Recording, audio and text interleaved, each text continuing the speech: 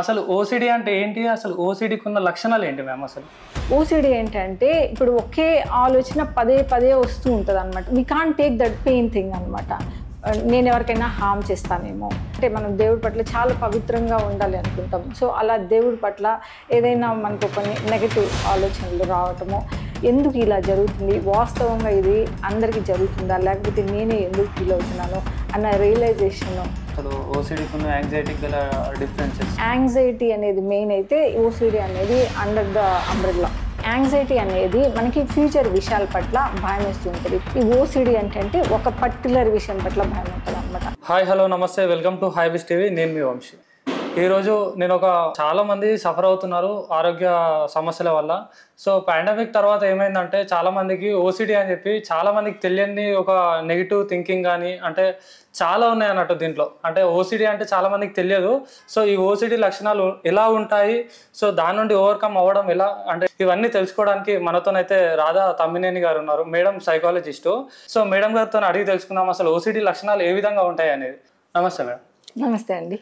అసలు ఓసీడీ అంటే ఏంటి? అసలు ఓసీడీకి ఉన్న లక్షణాలు ఏంటి మ్యామ్ అసలు? ఓకే, మీరు ఇందాక అన్నారు కదా చాలా మందికి తెలియదు అని. నేను చాలామంది అంటే ఈ మధ్య కాలంలో కౌన్సిలింగ్ చేసే వాళ్ళకి అసలు అది ఒక ప్రాబ్లం అని కూడా తెలియదు అనమాట. చాలా రోజుల తర్వాత వాళ్ళు ఈ సోషల్ మీడియాలో చూడటము, ఓకే ఇది ఒక ప్రాబ్లం అని తెలుసుకొని అప్పుడు వాళ్ళు దీని నుంచి ఎలా బయటికి రావాలి అని కౌన్సిలింగ్ కోసం అప్రోచ్ అయిన విషయాలు చాలామంది ఉన్నారనమాట.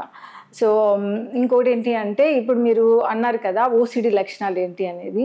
ఓసీడీ ఏంటంటే ఇప్పుడు ఒకే ఆలోచన పదే పదే వస్తూ ఉంటుంది అనమాట. అది ఎలాంటి ఆలోచన అంటే ఇది చాలా అసహజంగా ఉంటుంది ఈ ఆలోచన. అంటే నాకు ఈ ఆలోచన వద్దు, నేను దీన్ని తీసుకోలేను అని ఎప్పుడైతే మనం అంటే we can't take that pain thing అనమాట.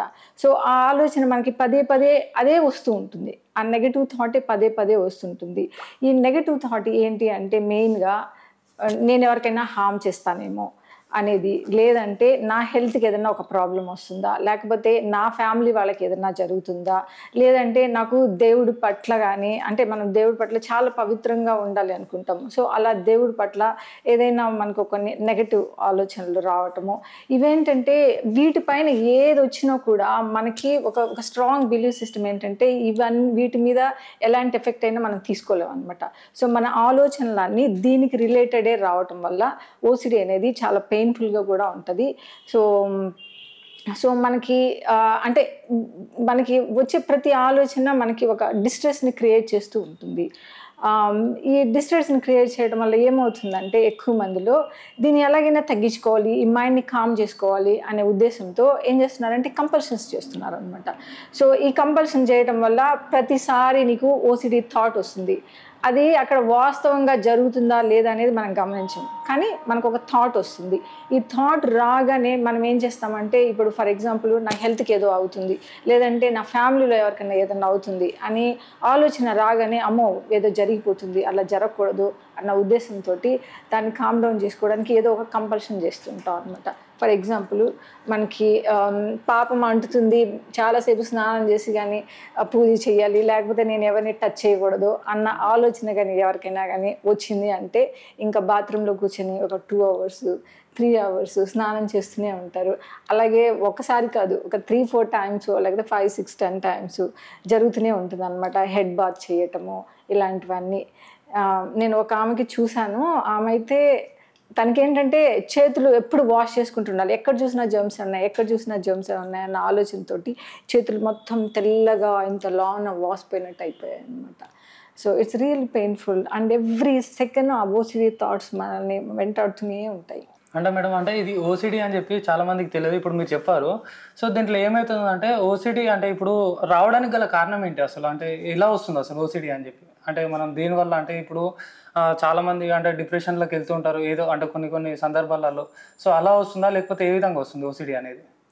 ఈ ఓసిడికి మెయిన్ కారణం ఏంటి అంటే మనకి బిలీవ్ సిస్టమ్ అనమాట. ఏదైనా కూడా కరెక్ట్గా ఉండాలి అన్న ఆలోచనతోటి ఇప్పుడు నేను దేవుడికి పూజ చేస్తున్నానంటే ఎప్పుడు ఎక్కడ ఏమీ అటు ఇటు జరగకూడదు, అన్నీ కరెక్ట్గా జరగాలి అనుకున్నప్పుడు నేను ఇంకా వంటగదిలో ఏ గ్లాస్ తీసినా ఇదేమన్నా యాంగిల్ అంటుందేమో, లేకపోతే దీంట్లో సరిగా చేయట్లేదేమో, లేకపోతే నేను బాగా స్నానం చేసి రావాలి, వెంటనే బయటకు వచ్చిన తర్వాత మ్యాట్ టచ్ చేస్తాము, అయ్యో నేను మ్యాట్ టచ్ చేశానే మళ్ళీ మళ్ళీ వెళ్ళి స్నానం చేసి రావాలి, లేదంటే బట్టలు టచ్ చేశాను, నో నో నో మళ్ళీ నేను వెళ్ళి రావాలి అని ఇవన్నీ ఉంటాయన్నమాట. సో ఇదొక్కటే కాదు ఓసిడి అంటే, ఇంకా డిఫరెంట్ థాట్స్ కూడా ఉంటాయన్నమాట. ఇంకోటి ఏంటంటే ఇప్పుడు మనం బయటికి వెళ్తుంటాం, డోర్ లాక్ చేసేసి వెళ్తాం, కొంచెం దూరం వెళ్ళిపోయిన తర్వాత మనకి సడన్గా ఒక ఆలోచన వస్తుంది, అరే నేను డోర్ చెక్ చేశానో లేకపోతే లాక్ చేశానో లేదో ఎలా తెలుస్తుంది అని చెప్పి మళ్ళీ వెనక్కి వచ్చి చెక్ చేయాలనిపిస్తుంది అనమాట. అట్లా మనము 1-2 సార్లు కానీ వచ్చి చెక్ చేస్తున్నామంటే మనకి అది అలవాటు అయిపోతుంది. మనం ఎప్పుడు బయటకు వెళ్తున్నా ముందుకు వెళ్ళేసి మళ్ళీ వెనక్కి వచ్చి డోర్ చెక్ చేస్తూ ఉంటాం అనమాట. సో ఇట్లా చేయకపోతే నువ్వు చాలా డిస్ట్రెస్ ఫీల్ అవుతుంటావు, అయ్యో ఏదో జరిగిపోతుంది, లేకపోతే ఎవరైనా దొంగలు వచ్చి ఇంట్లో ఏమైనా అన్ని ఎత్తుకుని వెళ్ళిపోతారేమో, నేను లాక్ చేయకపోతాను, లేకపోతే ఇంట్లో ఇంకేదైనా ఫైర్ లాంటివి ఏదో ఒకటి జరుగుతుంది అని ఆలోచనలు ఎంత దూరమైనా వెళ్ళొచ్చు అనమాట. సో ఇలా అన్రిలేటెడ్ ఆలోచనలు ఇంకా వస్తూనే ఉంటాయి అంటిల్ మనం మళ్ళీ వచ్చి డోర్ చెక్ చేసే వరకు. చూడండి ఇది ఎంత పెయిన్ఫుల్ అంటే, ఎక్కడ ఒక సెకండ్ కూడా మనం ఉండలేం, ఈ ఆలోచనలే మన చుట్టూ వెంటాడుతూనే ఉంటాయి అనమాట, మళ్ళీ మనం కంపల్షన్స్ చేసేదాకా. సో అంటే మేడం ఓసిడి వచ్చిన వాళ్ళకి ఇప్పుడు మీరు చెప్పినట్టు లక్షణాలు ఉంటాయి. సో దీంట్లో ఏమవుతుందంటే వాళ్ళకి ఓవర్కమ్ కావడానికి ఏమైనా అంటే టాబ్లెట్స్ ఇస్తారా, లేకపోతే ఎలా ఓవర్కమ్ అవ్వచ్చు వీళ్ళు? ఓసిడి ఎంత కాలం నుంచి సఫర్ అవుతున్నారు అనేది చాలా ఇంపార్టెంట్. ఎందుకంటే ఇప్పుడు మనము చాలా ఒక 3-4-5 years అంత నుంచి సఫర్ అవుతున్నాము అంటే అది ఆ ఆలోచన రాగానే మన బాడీ కూడా రియాక్ట్ అయిపోతూ ఉంటుంది. సో ఎప్పుడైతే మనం రియాక్ట్ అవుతూ ఉంటామో ఇంక ఏ పని మనము అంటే చేయలేమన్నమాట. ఈ భయం మనల్ని ఎక్కువ డిస్ట్రెస్ గురి చేస్తూ ఉంటుంది. సో ఇలాంటి టైంలో మనము అంటే కంపల్సరీగా ఎవరైనా చెప్పినా మనం ఏవి చేయలేము అనుకున్నప్పుడు ఒక్కోసారి మెడికేషన్ కూడా అవసరం ఉంటుంది. కానీ మెడికేషను మన ఇమ్మీడియట్ హెల్ప్ కోసం తీసుకున్న తర్వాత ఏంటి అంటే థెరపీ లాంటివి ఏదైనా తీసుకుని దాన్ని తగ్గించుకోవాల్సి ఉంటుంది అనమాట. ఎందుకు అంటే ఓసిడి అనేది it's a thought related, it's not a physical body related. So physical బాడీకి ఎఫెక్ట్ అవుతుంది ఈ థాట్స్ కంటిన్యూస్గా రావటం వల్ల. సో మనం ఏం చేయొచ్చు అంటే కొద్ది కాలం ఇమ్మీడియట్ హెల్ప్ ఏదన్నా అవసరం ఉంది అనుకుంటే కొంతకాలం తీసుకొని డెఫినెట్గా థెరపీ లాంటివి తీసుకోవడం వల్ల మనము చూసే విధానము, మన ఆలోచన విధానము, ఎందుకు ఇలా జరుగుతుంది, వాస్తవంగా ఇది అందరికీ జరుగుతుందా లేకపోతే నేనే ఎందుకు ఫీల్ అవుతున్నాను అన్న రియలైజేషన్ రావడానికి థెరపీ చాలా అవసరం అవుతుంది అనమాట. ఇదేంటంటే ఓసిడి అనేది బిలీవ్ సిస్టమ్ మెయిన్. సో ఎప్పుడైతే నువ్వు ఆ బిలీవ్ సిస్టమ్ని అర్థం చేసుకుని okay this is not the అంటే ట్రూ వాట్ ఐఎమ్ థింకింగ్, నేను అనుకునేదే కరెక్ట్ కాదు, సో థింగ్స్ ఆర్ డిఫరెంట్గా నేను చూడొచ్చు అని మనం ఎప్పుడైతే మనం ఆ పర్స్పెక్టివ్లో మనం చూడగలుగుతామో అప్పుడు మనము ఓసిడి నుంచి బయటికి రావచ్చు అనమాట. So it is more of ఇది thought process and belief system సంబంధించింది కాబట్టి థెరపీ తీసుకోవడం బెటర్ అవుతుంది. సో అదేవిధంగా స్టార్టింగ్ టైంలో కొంచెం మనం ఈజీగా రావచ్చు అనుకుంటే మనము ఓన్గా కూడా ట్రై చేయొచ్చు అనమాట. కొన్ని టిప్స్ అట్లాంటివి ట్రై చేస్తే కూడా బయటకు రావచ్చు. యాక్చువల్లీ దీంట్లో అంటే థెరపీస్ అని అన్నారు కదా, సో అంటే ఎన్ని రకాల థెరపీస్ ఉంటాయి, అంటే ఇంకోటి దీంట్లో ఓసిడీలలో కూడా ఎన్ని టైప్స్ ఆఫ్ ఓసిడీస్ ఉంటాయి? ఓసిడీలో చాలా రకాల ఓసిడీస్ ఉంటాయి. ఎందుకంటే ఈ క్లీనింగ్ ఓసిడి, చెక్కింగ్, అప్పుడు డోర్ అట్లాంటి చెక్ చేసుకోవడం, స్టవ్ ఆఫ్ చేసేవా లేదో చెక్ చేసుకోవడము, అదొక కైండ్ ఆఫ్ రిలీజియస్ ఓసిడి ఉంటుంది. దేవుడి పట్ల మనకి నెగిటివ్ థాట్స్ లాంటివి వస్తూ ఉంటాయి. కొంతమంది అంటే అబ్యూజివ్ వర్డ్స్ లాంటివి యూజ్ చేయటము ఇట్లాంటివి జరుగుతాయి. కొన్ని హెల్త్ ఓసిడీస్ ఉంటాయి అనమాట. అంటే నాకేదో జరిగిపోతుంది, నాకు హార్ట్ అటాక్ వచ్చేస్తుందనో లేకపోతే నాకు బీపీ షుగర్ లాంటివి వచ్చేస్తాయి అన్న భయము. సో ఇవన్నీ హెల్త్ ఓసిడి కింద వస్తాయి అనమాట. ఇవన్నీ మెయిన్ ఏంటంటే యాంగ్జైటీ అనేది మెయిన్ అయితే ఓసిడి అనేది అండర్ ద అంబ్రెల్లా ఇది. సో యాంగ్జైటీలో చాలా రకాలు ఉంటాయి. అగైన్ జనరల్ యాంగ్జైటీ అని చెప్పి, phobia, panic attacks, special phobia. అప్పుడు మనకి ఏంటంటే ఒక పర్టికులర్ హైట్స్ అంటే భయము, లేకపోతే పర్టికులర్ ప్లేస్కి వెళ్ళాలంటే భయము. సో ఇవన్నీ యాంగ్జైటీ అయితే ఓసిడి అనేది ఒక పార్ట్ ఆఫ్ యాంగ్జైటీ కిందకి వస్తుంది అనమాట. యాక్చువల్లీ ఓసిడికి ఇట్లా డిఫరెన్స్ ఏంటి మ్యామ్? అసలు ఓసిడికి ఉన్న యాంగ్జైటీకి గల డిఫరెన్సెస్? యాంగ్జైటీ ఓసిడికి డిఫరెన్స్ ఏంటి అంటే, యాంగ్జైటీ అనేది మనకి ఫ్యూచర్ విషయాల పట్ల భయం వేస్తూ ఉంటుంది. ఫర్ ఎగ్జాంపుల్ ఇప్పుడు మనము ఒక ఎగ్జామ్కి వెళ్ళాలి, ఇంక మార్నింగ్ నుంచే అమ్మో నేను ఎగ్జామ్ ఉంది నేను రాస్తాను సరిగా లేదు అని చెప్పి పొద్దున్నుంచే టెన్షన్ పడిపోతూ ఎగ్జామ్ హాల్కి పరుగునే వెళ్ళటము, ఇట్లా అంటే ప్రతి విషయం పట్ల అలాగా. సో మనం ఎక్కడన్నా ట్రావెల్ చేయాలనుకున్నా, ఏదన్నా రేపు పొద్దున ఫంక్షన్ ఉంది, లేకపోతే 1 వీక్ తర్వాత ఫంక్షన్ ఉంది, ఈ రోజు నుంచే టెన్షన్ అనమాట. నేను అవన్నీ ఎట్లా చేస్తానో, సరిగా అన్నీ ఆర్గనైజ్ అవుతాయా లేదా అని ఇంక ఇట్లా ఫ్యూచర్ విషయాల పట్ల భయం ఉంటుంది.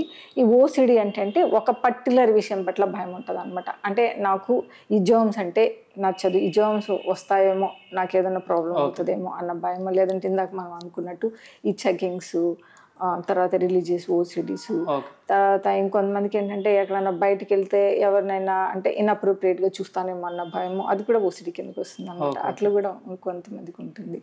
సో ఇవన్నీ ఓసిడి కిందకి వస్తాయి అనమాట.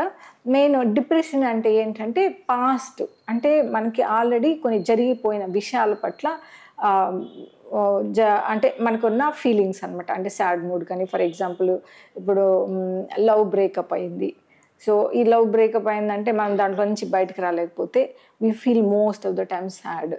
సో ఇది స్లోగా కొంతకాలం అయితే పర్వాలేదు, సాడ్ అంటే ఎవరికైనా ఉంటుంది. అట్లా కాకుండా అది కానీ లాంగర్ పీరియడ్ ఆఫ్ టైం కానీ కంటిన్యూ అవుతుంది అంటే అది డిప్రెషన్కి వెళ్ళే ఛాన్సెస్ ఉంటుంది అనమాట.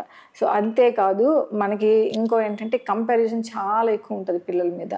సో వాళ్ళు ఎప్పుడైతే టూ మచ్ ఆఫ్ కంపేర్ చేయబడుతుంటారు, అదేవిధంగా వాళ్ళకి ఏంటంటే మన పట్ల మనకి లో సెల్ఫ్ ఇమేజ్ ఉంటుంది. సో ఈ లో సెల్ఫ్ ఇమేజ్ ఉన్నప్పుడు కూడా మనము అంటే ఏదన్నా చేయాలంటే I'm not good enough, I can't do it అన్న ఫీలింగ్ కూడా మనలో ఎప్పుడైతే డెవలప్ అవుతుందో మనం స్లోగా ఏమవుతామంటే ఎక్స్ప్లోర్ అవ్వడం ఛాన్సెస్ తక్కువైపోతాయి. సో మనం క్లోజ్ అయిపోతాం అనమాట. సోషల్ విత్డ్రా అయిపోతూ ఉంటాం. అంటే ఒక నలుగురిలో వెళ్ళి మాట్లాడాలంటే భయము, అంటే వాళ్ళు బెటర్ నేను చేయలేను అనుకున్న ఒక ఇంటర్వ్యూ ఫేస్ చేయాలంటే భయము.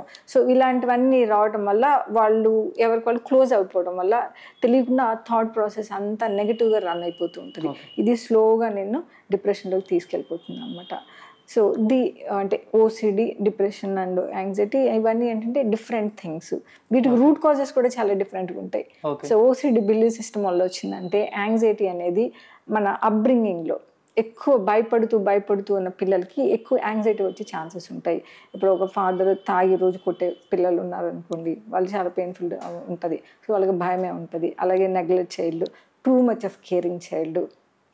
సో అదేవిధంగా బాగా కొడితే పిల్లలు నేర్చుకుంటారు, డిసిప్లిన్ వస్తే బాగా చదువుతారు అన్న పిల్లలకి భయం వస్తుంది అనమాట. ఏ పని చేయాలన్నా నేను కరెక్ట్గా చేస్తున్నానా లేదన్న భయంతో స్లోగా ఏ పని పట్ల ఆ భయం క్రియేట్ అయ్యి యాంగ్జైటీగా మారుతుంది. ఓకే, యాక్చువల్లీ ఈ డిప్రెషన్ వల్ల అంటే ఆరోగ్య సమస్యలు వస్తుంటాయి చాలా వరకు. అంటే ఇప్పుడు డిప్రెషన్లోకి పోయిన తర్వాత ఆల్మోస్ట్ చాలా మంది అంటే వీక్నెస్ అవ్వడం అలాంటివి అవుతుంటాయి.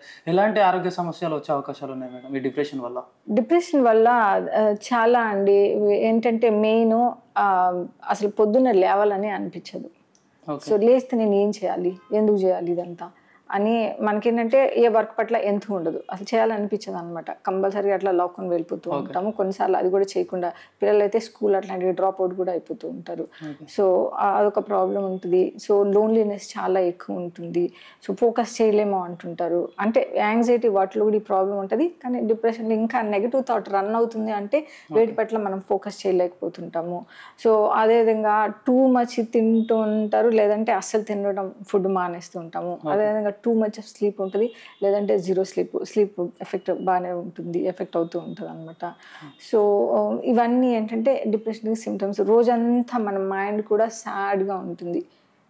సోషల్ విత్డ్రాల్ ఉంటాయని మనం ఇందాక అనుకున్నట్టు. సో బయటికి వెళ్ళాలనిపించకపోవటము, సో క్లోజ్డ్గా ఉండిపోవటము, నెగిటివ్ ఆలోచనలు టూ మచ్గా రావటము, ఇవన్నీ డిప్రెషన్ సిమ్టమ్స్ అనమాట. సో ఇది కానీ చాలా రోజుల నుంచి వస్తుంది అనే కానీ మనకు కానీ అనిపిస్తే మాత్రం వీ నీడ్ టు రియలైజ్, అంటే నా రూట్ కాజ్ ఏంటి, ఎందుకు నాకు ఈ ఆలోచనలు వస్తున్నాయి అనేది అయితే మనం అంటే అర్థం చేసుకోవాల్సి ఉంటుంది. అట్లాగే కంటిన్యూ అవుతున్నాం అంటే మన మైండ్ ఓవర్ పవర్ చేసేస్తుంది అనమాట మన థాట్స్ని. యాక్చువల్లీ ఇప్పుడు మీరు నెగిటివ్ థింకింగ్ అని చెప్పారు కదా, అంటే నెగిటివ్ థింకింగ్లోకి ఎక్కువ వెళ్తున్నారు. ఇప్పుడు మనం ఓసిడి చూసుకున్నా, యాంగ్జైటీ చూసుకున్నా, డిప్రెషన్ చూసుకున్నా, మొత్తం అంటే ఓవరాల్గా అంటే నెగిటివ్ థింకింగ్ అనేది చాలా ఉంది దీంట్లో. సో ఈ నెగిటివ్ థింకింగ్ నుండి బయటకు రావడానికి ఏం చేయాలి మేడం? ఇప్పుడు ఒక్కో దానికి ఇప్పుడు మీరు నెగిటివ్ థింకింగ్ అన్నారు. ఇప్పుడు మనం ఓసిడి గురించి, ఓసిడిలో వచ్చిన నెగిటివ్ థింకింగ్ ఏంటి అంటే మనము కొన్నిటిని ఏదైతే ఆలోచనలు వస్తున్నాయో మనం ఏం చేస్తామంటే ఒక ఆలోచన రాగానే ఇమీడియట్గా దాన్ని తగ్గించుకోవడానికి కంపల్షన్స్ చేస్తున్నాం అనమాట. సో ఆ కంపల్షన్ ఎప్పుడైతే చేస్తాం మైండ్కి అది ఎస్టాబ్లిష్ అయిపోయి మళ్ళీ థాట్ వస్తుంది, మళ్ళీ పైకి వెళ్తుంటుంది. సో ఇది అంటే ఒక సర్కిల్ లాగా తిరుగుతూనే ఉంటుంది.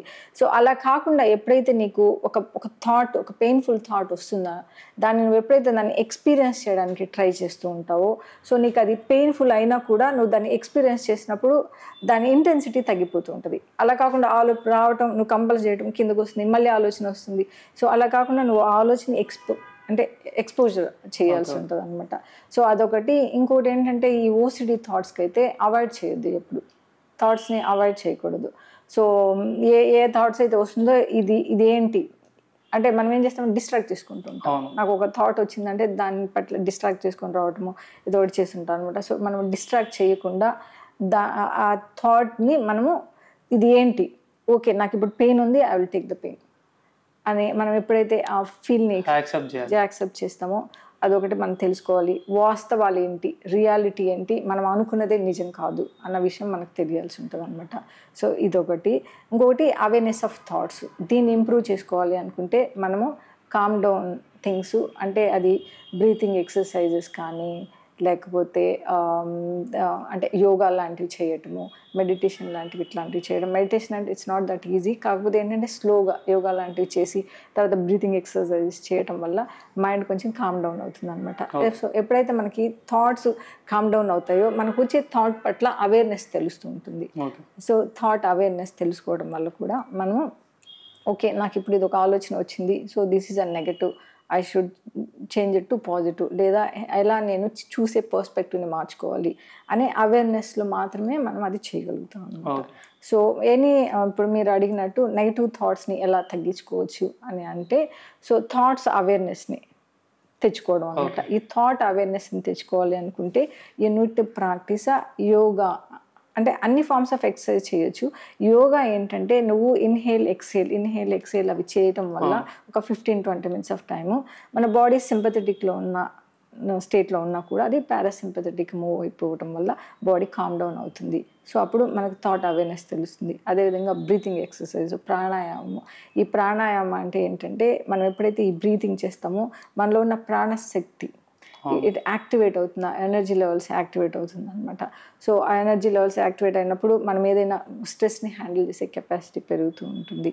సో ఒకసారి మనకి డల్గా అనిపిస్తుంది, ఏం పని చేయాలనిపిస్తుంది. సో ఇట్లాంటి ప్రాణాయామం లాంటివి బాగా హెల్ప్ చేస్తాయి.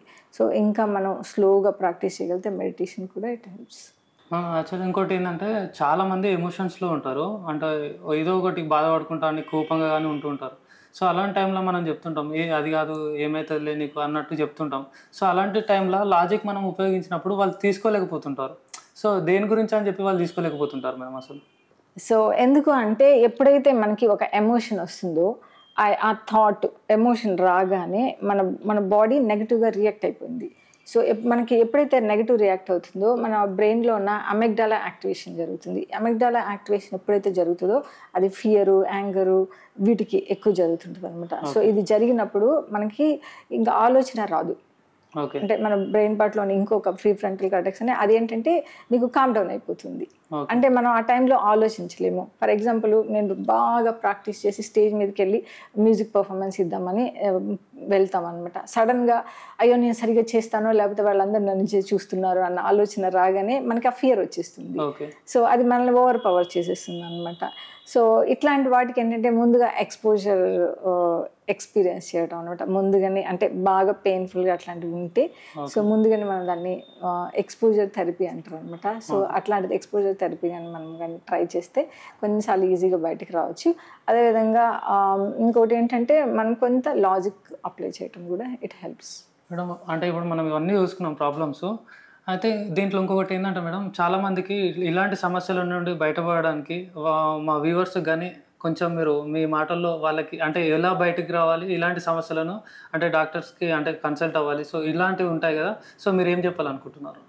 సో ఎప్పుడైనా ప్రాబ్లమ్ సివియర్గా ఉంది అంటే ఎంతకాలం నుంచి ఉంది అని మీరు ఎవరో ఒక ప్రొఫెషనల్ హెల్ప్ తీసుకొని ట్రై చేయండి. థెరపీ వర్క్ అవుతుంటే థెరపీ, లేదంటే సైకియాట్రిక్ డాక్టర్ని కలుస్తా అంటే డాక్టర్ని కలిసి హెల్ప్ తీసుకోవచ్చు. అన్నిటికంటే మెయిన్ ఇంపార్టెంట్ ఏంటంటే ఇప్పుడు మనం మెడిసిన్ తీసుకుంటాం, మన బాడీకి హెల్ప్ అవుతుంది. సో కానీ మనము మెయిన్ ఈ సైకలాజికల్ ఇష్యూస్ ఏవైనా కూడా మన ఆలోచనల నుంచే వస్తూ ఉంటాయి. ఓకే, మనకు కొన్ని ప్రాబ్లమ్స్ పాస్ట్లో జరిగి ఉండొచ్చు, కానీ వాటిని మనం ఎప్పుడైనా రెక్టిఫై చేసుకునే ఛాన్సెస్ కూడా మనకు ఉంటాయన్నమాట. సో మన లైఫ్లో ఈ సెడెంటరీ లైఫ్ స్టైల్ని తగ్గించుకొని మనము ఎక్సర్సైజ్ కంపల్సరీగా చేయాల్సి ఉంటుంది అనమాట. నా వీడియోస్లో అన్నిటిలో కూడా చెప్తూ ఉంటాను. So exercise is a part of our life అవ్వాలి.